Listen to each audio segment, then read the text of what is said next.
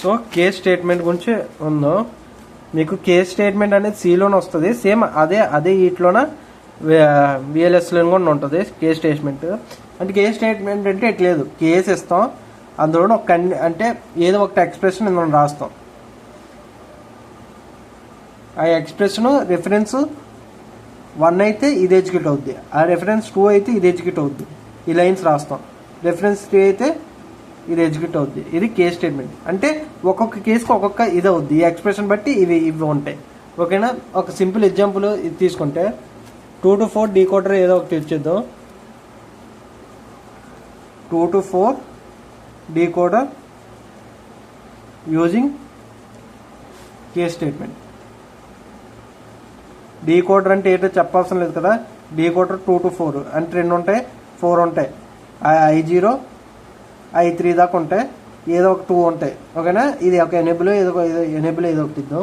ఇది ఏంటంటే 0 వేస్తే I0 ఆన్ అవుద్ది, 0 వేస్తే I1 ఆన్ అవుద్ది, 10 వేస్తే I2 ఆన్ అవుద్ది, 11 వేస్తే I3 ఆన్ అవుద్ది. ఇది decoder.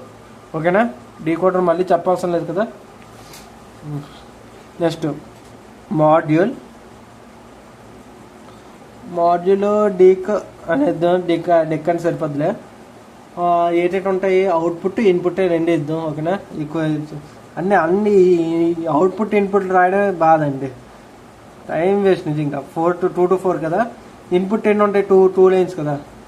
Input 1 to 0 input. Enable already అన్ని 1లో ఉంచుతాను. ఎనేబుల్ ఎయిట్ ఇవ్వలేదు, ఇన్పుట్ కూడా ఎనేబుల్ ఇవ్వాలి కానీ ఎనేబుల్ ఇవ్వలేదు. రెగ్గాన్ ఎందుకు వేస్తున్నానో నీకు అర్థమై ఉంటుంది, మిడిల్లో చేంజ్ అవుతాయి. ఓకేనా. ఆల్వేస్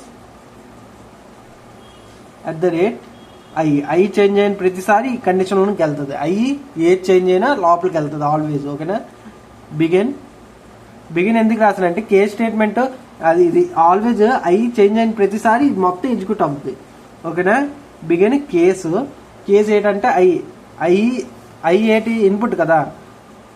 ఇన్పుట్ తీసుకున్నాను, అవుట్పుట్ ఏమో ఓ తీసుకున్నాను. ఇన్పుట్ ఆ ఇన్పుట్ 2 bit 0 అయింది అనుకోండి.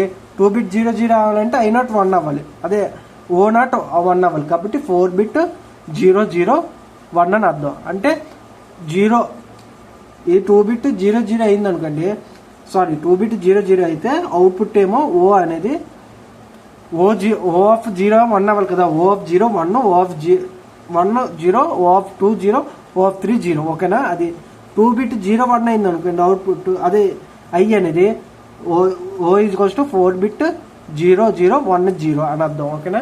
అలాగా 2 bit 1 0 అయింది అనుకోండి, O is equals to 4 bit 0 1 0 0. ఓకేనా. 2 bit 1 1 అయిందంటే O is equals to 4 bit 1 0 0. ఓకేనా. ఇది ఎడ్యుకేషన్ అయిందా, ఇది అంతే. ఇక్కడ బిగిన్ ఎండ్ అని రాస్తాం, ఎండ్ మాడ్యూల్. ఓకేనా.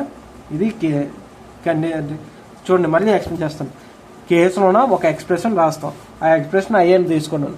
ఆ ఐ ఏమో 2 bit 0 అయింది అనుకోండి, అవుట్పుట్ ఏమో O of 0 ఒకటే 1 అవుద్ది. అదే 0 1 అయింది అనుకో O of 1 ఒకటే 1 అవుద్ది. 1 0 అయింది అనుకో O of 2 ఒకటే 1 అవుద్ది. 1 1 అయింది అనుకో O of 3 ఒకటే 1 అవుద్ది. అదే డీకోడర్ ఇది. కాబట్టి డీకోడర్ ఎక్స్ప్లెయిన్ చేశాను కేస్ స్టేట్మెంట్. ఇది case statement, easy and simple. Okay, అర్థమై ఉంటుంది. Thank you.